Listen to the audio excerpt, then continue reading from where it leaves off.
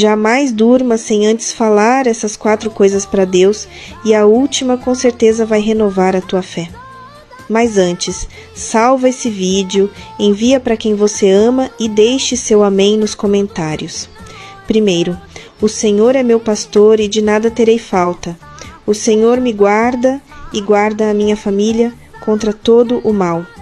Segundo, Senhor, eu te agradeço pelo meu lar e agradeço por habitar na minha casa todos os dias, de modo que quando me deito, logo pego no sono, porque a paz do Senhor que habita em minha casa me faz repousar em uma noite tranquila e abençoada.